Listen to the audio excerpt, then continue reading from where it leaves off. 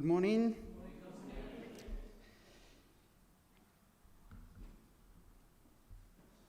You see on the picture that one of those coins which could be used in first century when Jesus was on the earth, and it is quite tricky topic to talk about taxes, money and taxes, Monero, and but we should preach, we should understand, I think, God's word. If we understand it, we can apply in our life, and it is important. And it was counted that Jesus talked about money more than about prayers even. It's quite strange, it seems to me, but it is. Because maybe money, it's a great part of our life. When we see outside and see animals and, for example, birds, what they do all through the day, what they do, they don't chill, they don't, have a rest, they don't spend like in a cafe their time. All the time they try to do what? Find food, just to survive, just to find something for their families. And when I just thought about that, I just understood that, oh, God, it's so good that we are not like birds, that we shouldn't do like them. But then I stopped to think that, okay, what do I do during weekdays? Mostly, I work at my job. Why? Because I want to eat, I want to have a coffee, I want to go somewhere. So it is huge part of our life takes to earn money. Frankly speaking, just to get job for what? Not for fun, usually. Yeah, it is. It's good if it's combined, but usually just to live, to survive in this world. And that's why it is important for us as Christians to realize properly that topic related to money and taxes, like some part of this thing. We will return to that picture later. Now I just want to show you, this is square in Kiev in 2014. Maybe you heard something in some news that it was like some kind of revolution in our country. It was several revolutions. We're tired of those revolutions, but it was quite strange situation when many millions, not thousands, millions people came to Kiev, wanted to say something to authorities. They wanted to say, just stop, do what you do. Before arriving over here, all through my life, I spent in financial company, Western company from USA, and we had a branch in Ukraine, and I was a branch manager, and my responsibility was to deal with money all through my life, so I know what does it mean, how to count, and what kind of issues people could have. 10 years of my life I spent as an internal auditor, checking employees in our company that they don't do a fraud, and they did actually, and I investigated, find them, and we prosecute them, and so it seems to be so simple. You get money, don't put it in your pocket, just eat it. But it's so big temptation. That's why we chat about that. That's why Jesus chat about that. That's why some Pharisees and other elders, they asked him about that. In 2014, in my building, where I had an office, there was another part of the level of our third level, and it was completely secured.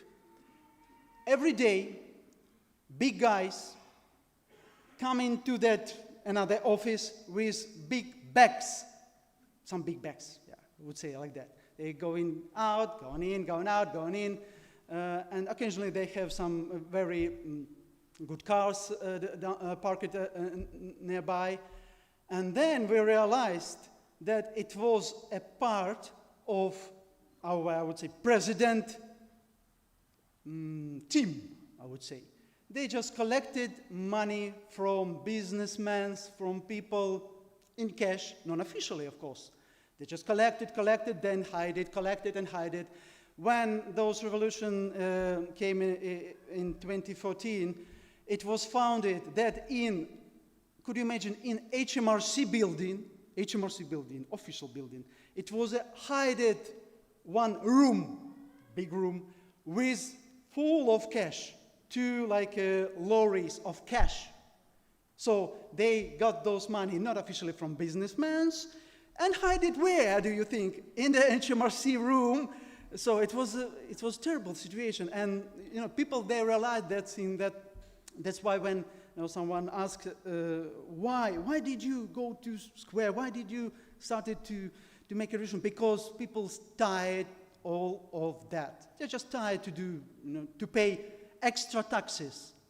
When you pay tax as a officially, you can say, okay, maybe you don't like it. Well, we try to optimize sometimes, our taxes, but it's like a legal, yeah. But when someone came from authorities asking you to pay something extra just for fun, just because they can ask you, it was a terrible situation. That's why it was like that situation. And not similar, but something like that we read in this passage, that Judea was occupied by Romans. Romans, they had their own, I would say, extra tax for population. So it was 2 drachms or denarius paid to the temple. If you remember that Peter went to the lake and find the fish and paid tax 2. And only one, it seems to me not so many, only 1 denarius was paid a year to Caesar. It's not so much, but you've got to pay something to another country, I would say. Yeah. And all of Judeans mostly, they didn't like it. And I think most of us, we don't like when we should pay something extra, which we maybe we can avoid. So when we see that passage, it is in a context that all of people, they didn't like Romans. Romans were in the territory. It was already many decades occupied by Romans from maybe 33rd, 63rd year before Christ, and people, tired. Especially, what was the problem? The problem was that on that picture, it was Caesar. But on Caesar, it was written on that coin such strange Latin thing. Deus Augustus Pontificus Maximus, which means that godly, or like a August God, no less, and then high priest. So he named himself like a from God being and high priest. That's why it was so complicated for religious people that they should grab those money and they should pay those taxes only with those coins. They couldn't exchange it. If you don't like some money, maybe dollars, for example, I don't know, or whatever, so you'll exchange it and use only pounds. You're happy everywhere where you go, you can use it. But they should grab it in their hands and to pay it directly to Caesar. That's why when they came asking him about those taxes, it was, very popular question: should we or shouldn't? So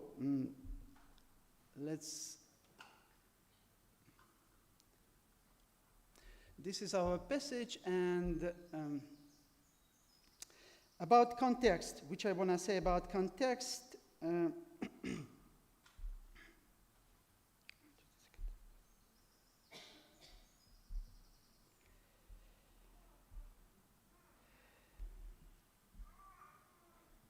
It said that the chief priests and the teachers of the law heard this and began looking for a way to kill him, for they feared him because the whole crowd was amazed at his teaching. Jesus came to Jerusalem. He is preparing himself to die, and his disciples didn't understand what should it be. Most of people, they didn't understand. Religious people, maybe they did. That's why they wanted to do something with him, and they hated him. In another passage, it said that they arrived again in Jerusalem, and while Jesus was walking in the temple courts, the chief priests, the teachers of the law, and the elders came to him. So they answered Jesus, "We don't know." Jesus said, "Neither will I tell you what authority I'm doing these things." What things? He tried to get out merchandise from the temple. So it was just before this story, it was arguing in the temple. He came to the temple, tried to make it clear, and they asked him, "Who are you at all that you can do it?" And he said about John Baptist. They didn't say. So he said, "And I won't answer you either." So they didn't like it. And the story is going on. When we read from the beginning of 12th chapter, just let me see. Here it is. It was a case that the chief priest, it says in 12th verse, the teachers of the law and the elders looked for a way to arrest him because they knew he had spoken the parable against them. But they were afraid of crowds, so they left him and went away. It seems to me they went away. So when he just pointed to them that vineyard should be given to another servants, they understood that he was talking about them. So this is a story just before our passage. So it was like a growing their angriness, and they didn't like him, and he was telling them that they were wrong and they should change their mind, they should change their behavior. He wanted to change all the people and them as well. So they didn't like him. And what did they decide to do next? In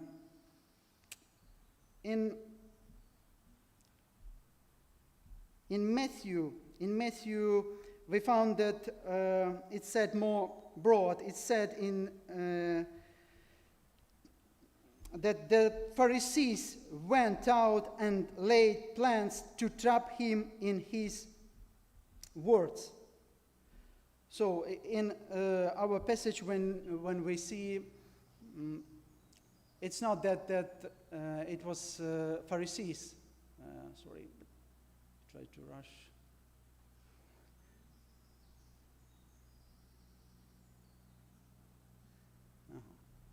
Okay, too much.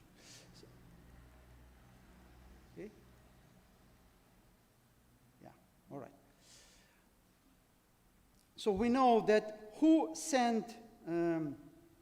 came to Jesus? Pharisees. Who was Pharisees? It was like a parliament, religious parliament in Judea, divided into several sections, mostly two. One section was Pharisees. Another section was Herodians and other elders who was devoted to Roman authorities, I would say, like that. So that's why Pharisees, it was like a position at that moment in the parliament. So that's why, like a opposition party, what they done to, they try to hit authorities somehow. So that's why when another famous person appeared in Jerusalem in a temple, in a yard of the temple, not inside of the temple, of course, they tried to do something with him because they heard that many crowds were following him. What was before that? He came to Jerusalem. It was very, very famous event, I would say, when he came. Yeah, all crowds came to Jerusalem to Easter, but Jesus came as well, so they realized that maybe it isn't a Messiah. That's why they bow down before him. They try to honor him, to sing him, to worship him. Yeah, and Pharisees, they knew about that, and that's why they didn't like him. So when Pharisees understand that he is too smart, they try to find the weaker position in his mind, in his teaching or whatever. That's why they try to ask him some complicated questions. Who else came to ask him? Herodians. Who was Herodians? It was followers of Herod. Herod was a king of Judea. He was not Jewish person, actually, even. That's why Jewish people didn't like him. But he paid, I would say his father paid some money, yeah, some extra taxes to Caesar at his time, and got authority. When he died, just after Jesus was born, his kingdom was divided into 4 parts. So one part was in Judea, and Herodians, no matter that in Judea was procurator, not even Herod was like ruling over, but they like their king. That's why in the parliament it was a small party which were not religious. They didn't like anything related to Messiah and other stuff. They just wanted to get some profit from authorities. That's why they bow down before Herod and try to do what that king likes. So from one side it was opposite party, Pharisees. From another side, from authorities. How could they deal together? They could, if they want to do something against third person. You know, it's like today, you know, in Britain, it's another third party growing, and some people are afraid that what's going to be in future. It seems to be all the case, it was only 2. Yeah, it was quite obvious. You just choose one or another one. But now it's something changing, and 2 big parties, they're afraid that can lose some, you know, money, mostly, frankly speaking, money and influence to people. It was the same situation. 2 parties, they come together against Jesus. And they ask him a question. In 14th verse, we found it that they came to him and say, "Teacher, we know that you are the man of integrity.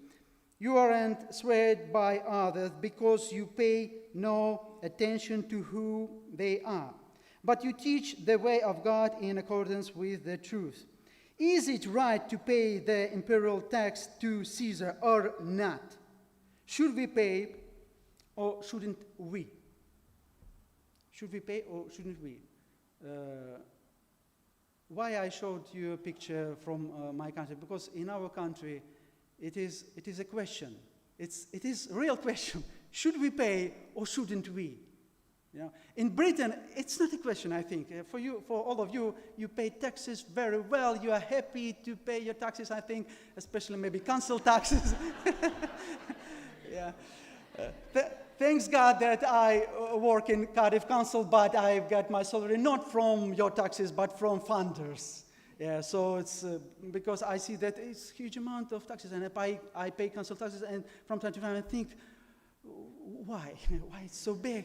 Yeah, but you know, sometimes I think that the system is built like that everything is transparent, and we can't avoid really without consequences paying taxes. That's why usually people they pay taxes in time and other stuff.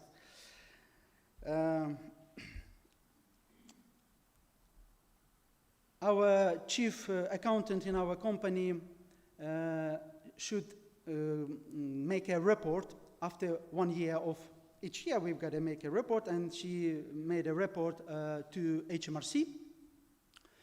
And before that, HMRC decided to do something new, like in Europe, I would say. Yeah, they wanted to get those reports in electronic view. Oh, good idea. Yeah. That's why we installed those electronic applications on our computers, made those report, sent it, waited for feedback. Waiting day, second day, third day, months is coming to the end, and she didn't know what to do, and no feedback from, but we should get like a ticket that it was accepted. No ticket. What kind of decision? It was, you know, huge amount of money because it was related to business and other stuff. So she decided to print it out, bring it to HMRC, and give it like in person. So she brought it to HMRC, left it, it was signed, yes, they accepted, brilliant. Then ticket came. Then letter came. We see that you didn't got X money, you've got double X. We said, no. It was 2 reports, but it was the same report. It was electronic report and the printed out report. It's the same report, you know? No. It's one report, it's another report about another money. But the same period, you know? No. You've got to pay double more taxes. It was, we couldn't believe that it is happening, but it is. And our CIO, he went to HMRC. He was a big guy. He was, you know, lawyer. He knew how to talk to them. But he said, you know, one lady, she just sitting in front of him and saying, yeah, here is the one tick. I've got to take it out. And everything was okay. But I won't. Do you want to do something? She said, with that. We don't pay extra money, you know, we don't pay, you know, non-official money. She said, okay, double taxes, you've got to pay. So we went to a court and other stuff. That's why it was stopped. Some business, I was, you know, get some problems with that because I couldn't sign some documents because of that. This is just a simple thing, because when we didn't pay, they sent to another, you know, department that this company don't pay taxes. What's going to be with company which don't pay taxes? Big problems. They stopped some, you know, regulations and other stuff only because they wanted to get more. Officially, they wanted to get more. It is happiness when we live in situation in country when we shouldn't afraid of that. I guess that it's not a problem in the UK. Even more, before April, I've got a letter from HMRC. I just, when I noticed that HMRC, I was you know, afraid what was going to be. And it was said, oh, it seems to me you paid extra taxes and we want to give you back. I say, oh, come on, are you kidding? Yeah, it was a huge amount. Yeah. I don't know how did they count, but okay, just here is my account. Yeah, so I've got those money back, and it was another reality. Another reality. Not all countries in the world that live in those reality as you live, and it's good. And we should, as a Christian people, as you as citizens, be grateful all the time that it works properly. Maybe sometimes we have some problems, but not like in other I would say poor countries. They called Jesus teacher, but for them he wasn't a teacher. So they lied, because teacher, it's not like a school teacher today. It was a really important position in religious sphere when someone calls someone else a teacher. That's why when they called him a teacher, they wanted to say that they honor him, they trust him, they believe him, and they started to do like hypocrites. Yeah, they said that a man of integrity. What it means? So honest of honest, you are, they say. Aren't swayed by others. So you are independent. You can think independently. You can judge independently. It's so precious for us. Yeah, they want to say. And you teach the way of God in accordance with the truth. As it says in 2 Timothy 2:15, do your best to present yourself to God as one approved, a worker who does not need to be ashamed, and who correctly handles the word of truth. It is so important to be able correctly handles the word of truth. And they said that it's you. You are best of all, best of teachers and other stuff. But it wasn't because they trust him. It wasn't because they believe him. They just wanted to find something wrong in his words. And Jesus, he knew about their hypocrisy, and he said in next verse, "Why are you trying to trap me?" he asked. "Bring me a denarius and let me look at it." Look at it. What is hypocrisy? Hypocrisy, it's a behavior that does not meet the moral standards or match the opinions that somebody claims to have. When we say one thing and do another thing, and it was the truth because they saying like right words related to him, but they didn't believe it, they didn't think like that. It was hypocrisy. And he said them directly that it's hypocrisy. Show him a coin. Did he know what's going to be showed in a coin? Yes, definitely. Everyone knew what should be in a coin. Yeah, and we already saw what is in a coin. And they asked him if all Jewish people should pay that imperial taxes. As I mentioned, except imperial tax, it was other taxes, local taxes, as we have, for example, council tax or national insurance taxes or whatever. But imperial taxes went directly to Rome, and with a picture of emperor and with those signs, quite strange, related to religious. That's why they were expecting, what could he say? If he say no, for example, yeah? Okay, here is Herodians. Why did they come?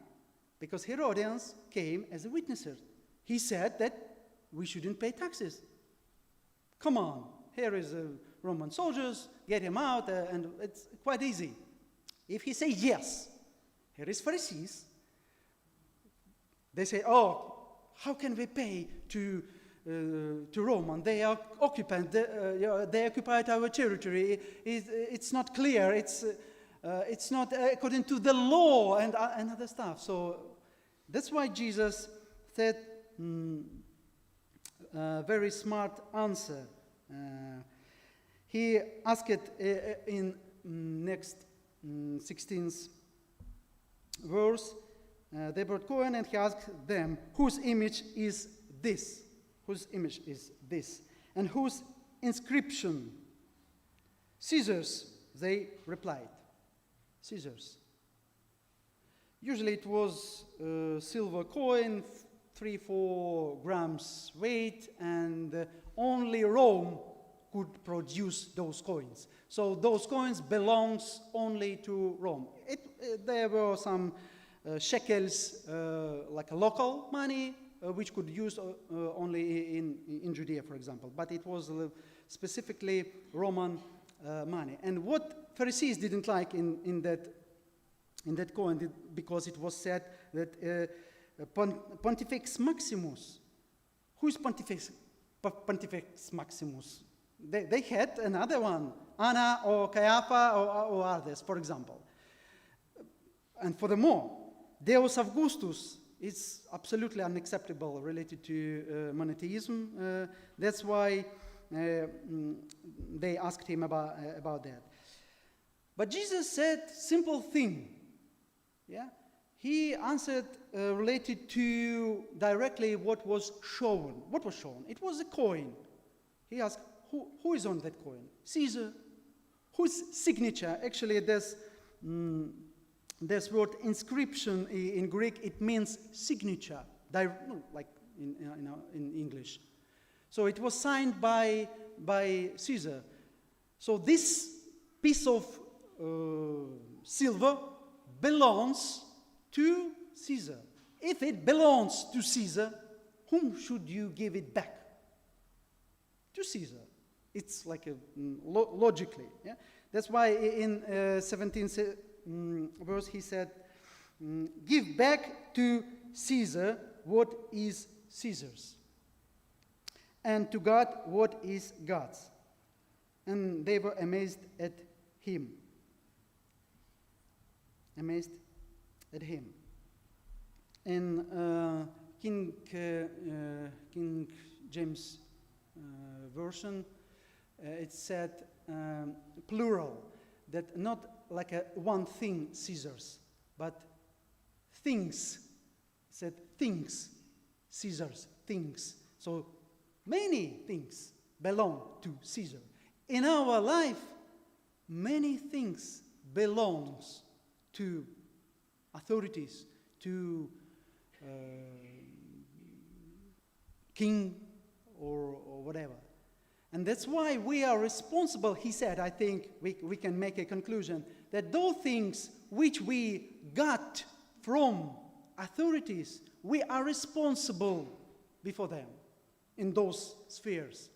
So that's why we should be careful when we try to hide, our money maybe or our taxes, but you don't, I know, but it's idea.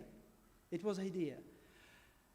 Furthermore, there were people who should collect those taxes for emperor. And one of them was actually Matthew, who wrote the gospel. He was a tax collector for Romans, not council tax collector. He was collected money for Romans. That's why they hated those people, Jewish people. But they collected those money for Romans. We never like when we should pay something extra. We try to count how much even a cup of coffee costs. And it is a difference between some coffee shops, huge difference sometimes. And I just got a thought in my mind, it's not big. I'll pay maybe £40 for a petrol, but I won't pay £3 for a coffee. £2, okay, maybe 3. Oh, it's so expensive, yeah. Because I can't even £1. What is £1? It's not big, but it's big when it is related to to coffee cup. Uh, Jesus, frankly speaking, he didn't care too much about taxes to Roman Caesar. It was occasionally because they asked him. He didn't preach like, okay, today's sermon gonna be related to how much and how devotedly we should pay our taxes to Romans. No. Main thing in this verse, it is that we should give back to God what is God's. This is more important for us, because we are Christian, we understand that we are related to God. That's why it is more important for us to think what is God's in our properties, in our pockets, in our houses, in our heads, which we didn't give back to our God. Why we gathered today, frankly speaking, I thought it would be less people, frankly speaking, because of the hot weather, but we came. Why? Why we sing all together? Why we sitting and maybe some of you try to get a little bit fresh for you somehow, or why we came over here? It's not convenient to be here on Sunday in this hot weather.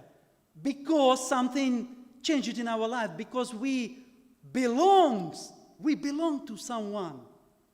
That's why we came.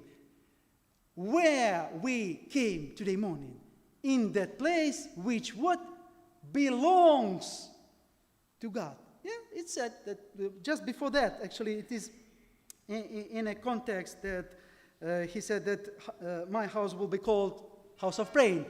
Whose house? My house, he said. This is my house. It's not our house.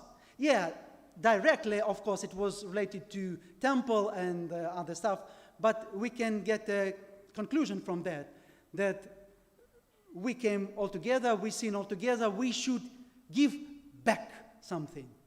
What does it mean? We don't give, we give back, because we already got something from him. And we got so many blessings. We got salvation, freedom, no sins, no punishment. Could you imagine? We are free. We are not slaves. We shouldn't pay extra money to Satan, I would say, like that. Yeah, some things. And we should give him back something. That's why it is strange when we come together and we don't sing. I met some couple guys, and I noticed that, not in your church, another church, they just stand in during the singing and just like that. Don't sing. They don't sing. They were repented, baptized, devoted, whatever, but they didn't want. And I asked, hey guys, why don't you sing? We came together. We want to sing all together. You know, it's quite strange when men gonna sing and other stuff. So, but if it is shame for us to sing between us, what are we gonna do outside? Outside, much more complicated temptation could be in our life.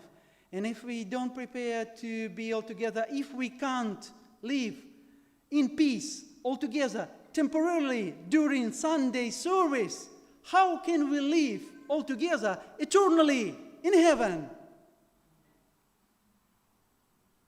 Eternally, always. We couldn't say, okay, brother or sister, I have no time right now, I've got to go, or I got to chat to another. We can't say it. We will be all together. That's why we are training over here on the earth. We're training. We train our souls, we train our skills, our spiritual skills, our abilities, our thoughts. When we started to think right, we will do right. If we think wrong, we do wrong.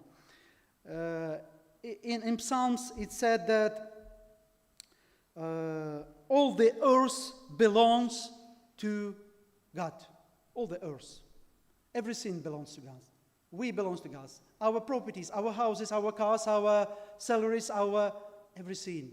Can you imagine everything? Because He made it. It is His property.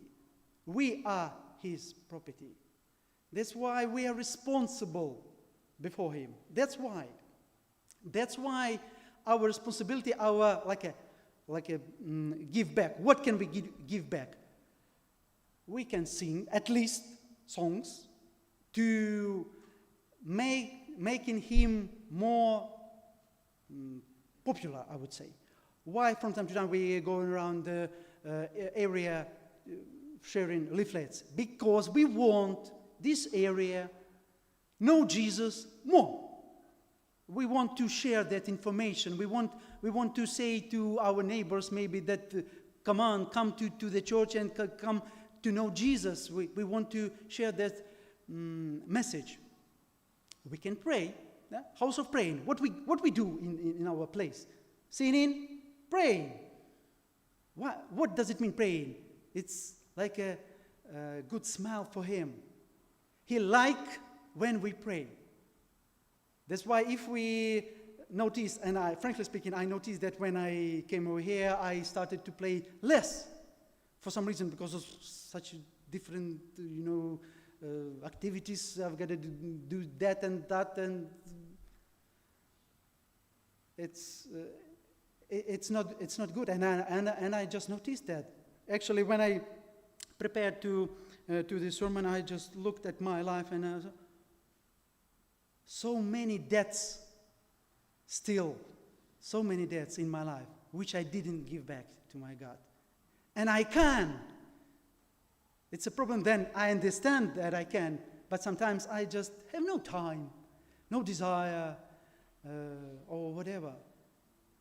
But why we're reading this story, why we chatting about that? Not because of taxes. Taxes is one part, but more. It is our spiritual transformation.